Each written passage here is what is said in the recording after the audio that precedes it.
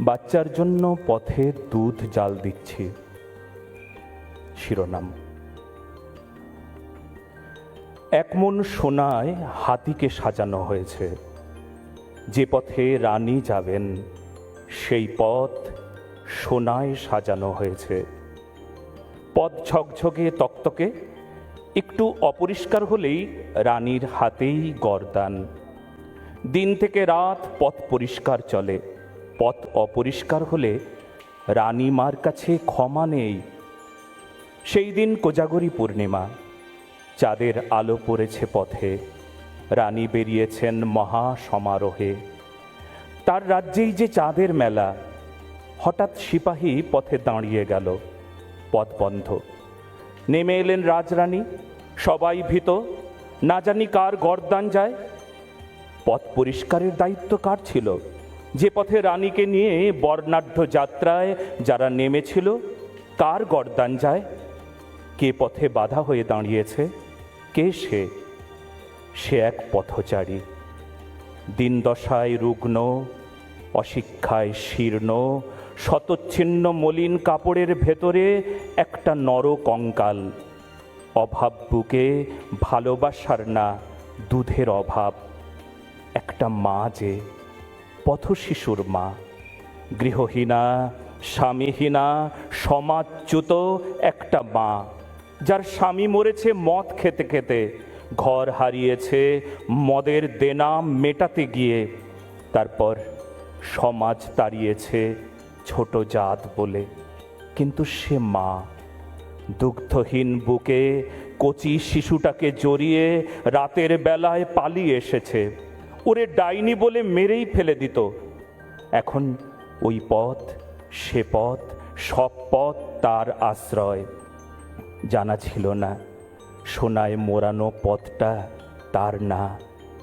এ পথ ফুলে পল্লবে সাজানো। এ পথ অপরিষ্কার করলে তার শাস্তি হয়। হঠাৎ মাটি কেঁপে উঠল। রানীমা সোনার পথে পা রাখলেন। হাতির পিঠ থেকে হুঙ্কার দিয়ে নেমে পড়লেন রানীমা। কে তুমি? পথ আগলে কে? কি করছো?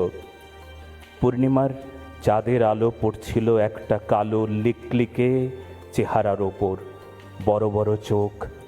অথচ রানীমার দিকে নিরীহ চাউনি, বড্ড অসহায়। অথচ অপরাধীর মতো মাথা নিচু করে বলল, বাচ্চার জন্য দুধ জাল দিচ্ছি। রানীমা চেঁচিয়ে, রাস্তায় কেন? সোনা মরানো রাস্তার উপরে এইসব কি? পথচারী বলল, ওটা আমার বিয়ের বেনারসি ছিল। আমার বাবাকে রাজা অশোকানন্দ আমার বিয়েতে বেনারসি দিয়েছিল। অযত্নে বড্ড নোংরা হয়ে গেছে। রাজরানীর কণ্ঠ সহসা কোমল হয়ে বলল, রাজা অশোকানন্দ কেন দিয়েছিল বেনারসি? মৃদু কণ্ঠে, রাজার সন্তান ছিল না। রাজার আদেশ ছিল, প্রজার 2 মেয়ে হলে 1 মেয়েকে বলি দিতে হবে। আমার বাবার 2 মেয়ে, কৃষ্ণা আর শুক্লা। শুক্লাকে বলি দিতে হয়েছিল নিঃসন্তান রাজার জন্য। রাজা কথা রেখেছিলেন, তোমার কৃষ্ণা মেয়ের বিয়ের সময় যত খরচা সব দেব। তাই বিয়ে হয়েছিল মহা ধুমধামে। কৃষ্ণার জীবনে কৃষ্ণপক্ষ আর বদলায়নি। রাজরানী, আপনিও নাকি আজ আমায় শাস্তি দেবেন? তাই শাস্তির জন্য আর ভয় নেই। সারা শরীরে হাড় গড়ে শাস্তি পেতে পেতে এখন মরার কাঠ হয়ে গেছি। তবুও মরে যেতে পারিনি। মরতে ইচ্ছে হলেও ক্ষুধার্ত কচি শিশুটি যখন অপুষ্টির কারণে ক্ষুধার্ত হলেও কাঁদতে পারে না, ওর মুখে রা নেই, তখন মরার জন্য গলায় কলসি বাঁধলেও কলসিটি নামিয়ে আমার শক্ত বুকে তারে জড়িয়ে ধরি। আজ হয়তো কলসি বেঁধে মরতে হবে না, আপনার গর্দানেই মরব। তবে আমার শিশুটিকে আমার সাথে মেরে ফেলবেন। তারপর কখন যেন সোনায় জড়ানো রাজরানীর হাতটা, কালো নোংরা মরার কাঠের মতো শক্ত হাতটাকে স্পর্শ করল। পথচারী কৃষ্ণা বলল, রাজরানী আজকে কৃষ্ণপক্ষ, আজকে কৃষ্ণপক্ষ। ধন্যবাদ, ধন্যবাদ সবাই, ধন্যবাদ সবাইকে, ধন্যবাদ রিপাবলিক, ধন্যবাদ মাননীয় অর্ণব গোস্বামী মহোদয়কে। জয় শ্রীরাম, জয় ভারতী। মহারাজ, যাওয়ার আগে একটা প্রশ্ন আছে আমাদের আপনার কাছে। মহারাজ, আপনি যেভাবে ধর্মর মানে সনাতন ধর্মের দিক থেকে মানুষকে অনুপ্রাণিত করেন, তার সঙ্গে এত ভালো কবিতা লেখেন, এটা কিন্তু ফার্স্ট টাইম আমরা জানলাম। এবং তা অপূর্বভাবে পাঠ করা, এটা শুনতে ভীষণ মধুর লাগছিল।